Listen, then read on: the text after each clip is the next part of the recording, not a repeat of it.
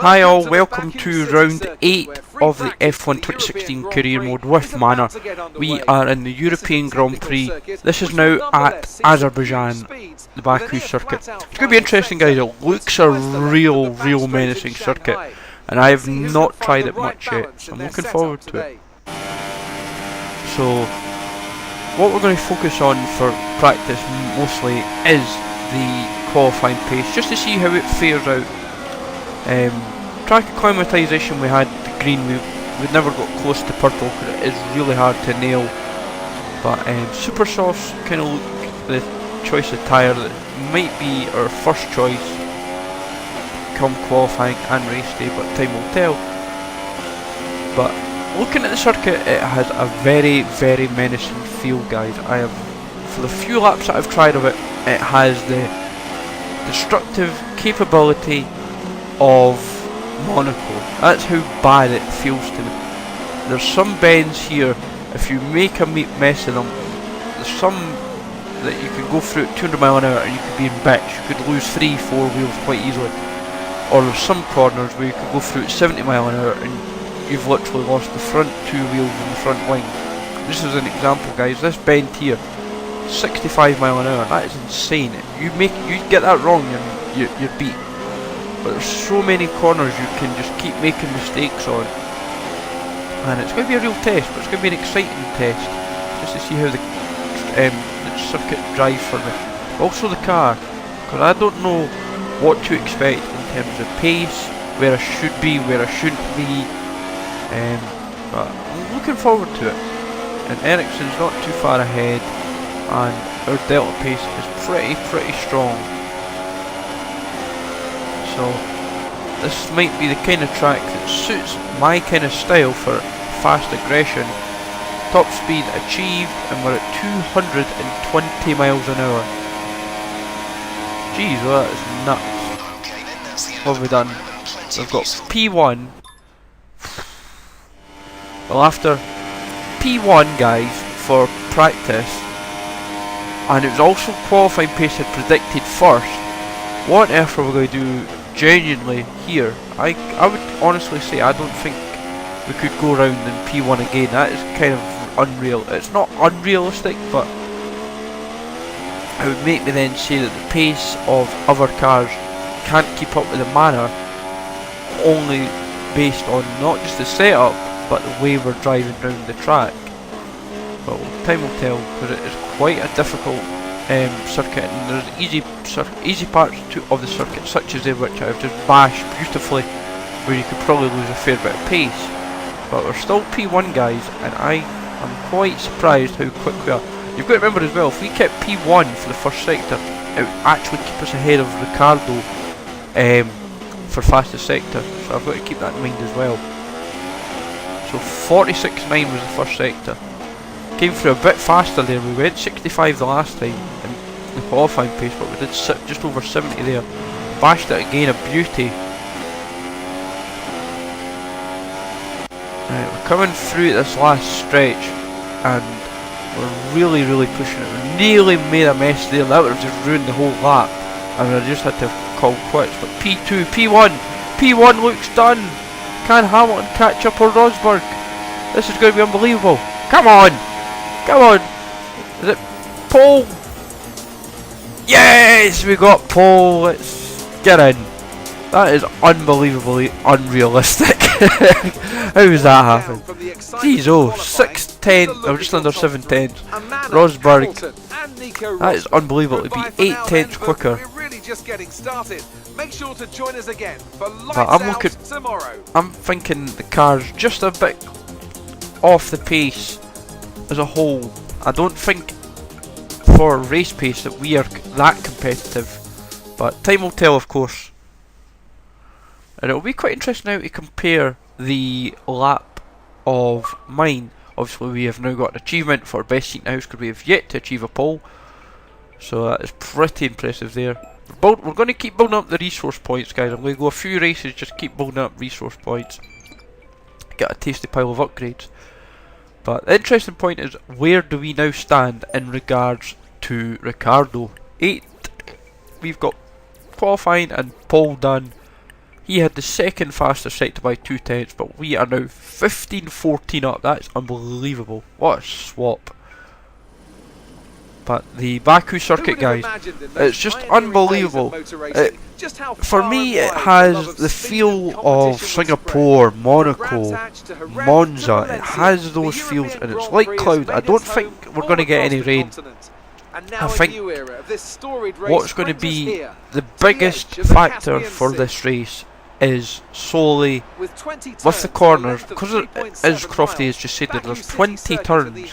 That is just unbelievable how difficult the circuit can be, and it's 6 kilometres. I'm kind of lost for words on how I'm going to drive this. But what the biggest test will be is how the car drives for race pace. I don't think competitively the car can last, say, I think it's going to be about 12-13 laps. I'm not 100% sure what the 25% is, but when you look at the Constructors and the Drivers' Championship, it's quite dominated by the big three. But here we go, Paul 1:44.774 and number 15, G is a legend, Scotland flag. Get in. Would be to expect a safety car, I think, especially it's interesting they're talking about the safety car. Obviously this is the first time this circuit's been driven, and I think a safety car will come into play at some point around this track. I feel the track is too not minute, there's too many corners, sorry, that can easily just, you could have, say, a first corner smash, or there's a few corners that you could have smashes in if there's two or three cars trying to overtake for no stupid reason. But time will tell. But the grid looks quite interesting. Ricardo all the way down in 9th. I fancy Verline to have a good race, but Sauber and Renault are not competitive to us at all, which is encouraging to see, and Verline is taking advantage of the upgrades that are happening to the car as well. So strategy is going to be the super softs followed by the softs. I think tyre management is going to be critical, guys. I think if we nail the timings of the car perfectly, then we are laughing. Hoping we can stretch the tyres out, because they seem to burn out very, very quickly, so I'm hoping this works out. So 4 red lights, 5 red lights, and we're off for the European Grand Prix, guys. This is going to be a good one, I would say. How do we fare? First bend, we have kept the race lead. Hamilton right down back end, putting pressure on us right away. So positive early start there, nothing to really worry us. But Hamilton really going to try and use that maybe more significant power, but it's not paid off quite yet. Going in quite tight there. I've got to keep watch my line there, because that's probably going to take me out one of these times. Or if someone else tries to cut inside, they might end up get taken out or take me out, so I've got to just watch my lines. At the moment, very encouraging first sector, sorry, I was going to say a couple of sectors, but remember the first sector is really, really long. It goes about 50 seconds basically. So going through here just under 70 miles an hour. Can you imagine driving this in a small car? That was a bit hairy. Hamilton might just fancy that there. Any chances like that oh, whoa, Bottas is out. That would be interesting to look back on the replay footage later on, see what the damage was there. So we've lost our first car in the first lap. Not sure where he's been taken out. So 21 cars left. Oh, we're down to 18. What's happened? This is crazy. That is something else. I think we have, due to maybe the accident that's maybe happened with Bottas, has caused something, or there has been a collision between the 3 other affected cars. I'm not sure, I'll have to look at the replay footage after the race, guys. We're considering switching to an alternate strategy. Do you want to change or stick to what come on, lap 4. Vettel's really picking up the pace, but so are we. so he can do what he wants, but so can we. We've just taken our place back. Quite competitive. Vettel seems to have more pace than Rosberg and Hamilton, so we have to watch him, especially down the straights. Whereas I'm maybe pushing to about 220, 222. He's pushing towards like 225, 227 by the looks of it. He's got that little bit more pace. Just good watch there. That's just killing me every time. Come on. It's good. It's a good few races on. Obviously, we have to be looking at pitting shortly because the tyres have seen better days. They've been completely shredded in a couple of laps. Vettel, we've took him, we've got him, we've got our strategy has just practically worked, I think, but we have 3 dangers ahead of us. I'm assuming all 3 haven't pitted and signed. I'm assuming it's Sainz, Perez and someone like Button or Alonso maybe. With Rosberg now in third after a very good pit, same for Raikkonen will be quite close, and so will Sainz to be honest. But lap 8, this is where it gets into the interesting stage, now that we're over halfway. Right. Vettel fancying this, he's got the DRS. He's got DRS, he's not quite taken me. Ah! What's happened? Oh god. Am I out? Oh, safety car. But, right, I'm going to have to look at the replay after this. Who was at fault? Was it me or Vettel? I knew that would maybe happen eventually going around that corner. Ah, crap. A virtual safety car is quite interesting. It would have been nice to have had the proper safety car. So, Vettel has pretty much made this race more interesting but potentially more boring now, because Rosberg and Hamilton are a good few seconds behind, and even with the virtual safety car I don't see them really catching me up. Okay, that's fine. That's fine with me.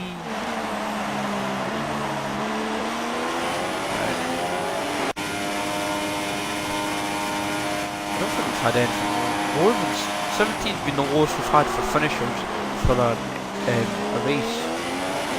We're looking good, guys, for a very, very unlikely but also very big race win. We started the pole, looked like we're going to finish the race as top of the tree, but Rosberg and Hamilton have been fighting it for the last couple laps. I think they've been hitting each other as well, because they've been going side by side. I can see when I've checked the mirrors. And while we've been on the rich mix for the last few laps, Hamilton and Rosberg haven't been really pressuring us. I think it's each other. They're trying to overtake each other so much. They keep fighting for positions, and it's kind of proven that with it now down to 2.5. We're just being more sensible driving around the track. We don't want to create any mistakes.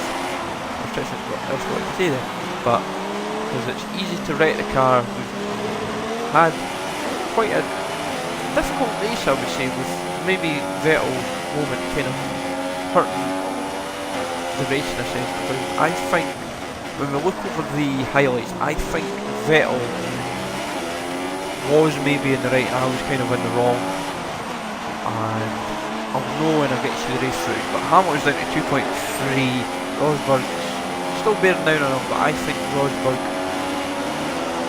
just has to maybe accept third, Hamilton just has to accept second. As we come into the pit straight, guys, of the European Grand Prix to achieve our very first race win for Manor. It is unbelievable! Pole position, first pole, and our first race win. What a race! Second race win, sorry, get it right, you muppet. We won Canada, so 2 in the trot. We've driven really well, and to have 2 race wins in the trot is unexpected, especially for a team like Manor. We've done the business in Montreal on a very difficult day, but Baku, new circuit, first race winner being belonging to Manor, they can be absolutely delighted. The team has done the business. Great setup, great strategy. Obviously, maybe the race victories are a bit tainted because of the whole Vettel moment, but we're going to have a look over the race highlights, guys, just to see what actually happened for myself and Vettel, and we're also going to check the first lap, guys, so that'd be worth checking out as well. So Rosberg next second from Hamilton at death, so I've got the race win yet again, 2 in the trot, and I can safely say that Hamilton and Rosberg will be feeling a bit uncomfortable that I am starting to catch up a little bit, but I'm not going to complain. It's another big race win, and at the moment we are showing some great promise for Manor, and it'll be interesting as well to see where the rivalry now goes for me and Ricardo. But race was myself, Rosberg, Hamilton, Raikkonen in 4th, Kvyat 5th, Ricardo was 6th, Jensen Button 7th, Alonso 8th, not too bad. Anthony Davidson, who was your driver of the day? I think I'll go for Esteban Gutierrez. Finished 13th in the end. I think he must have had some serious issues in the end for the car. And here's how things Which are is not shaping ideal. up in the Massive was 11th. Constructors' Championship. Mercedes have extended their So lead looking at at this, guys, let's have a look at it. Oh, I think that was my fault. Let's look at it again. Yeah, I think that was me. I think I'm going to hold my hand up, guys, and say I was to blame for this. Yeah, no, that's definitely my fault. But looking at the first lap incident, guys, looks like it's Red Bull and oh, Masses and bits. But this is where all the issues happen, guys. Definitely a turbulent race, to say the least. This is where all the retirements, the disqualifications happen. But it's been an enjoyable race, guys. Interesting way to go. So hope you enjoyed, guys. Remember to smash the like, sub the channel for me, follow me on Twitter, Take it easy, guys. Thanks for watching, and I will see you all soon, guys.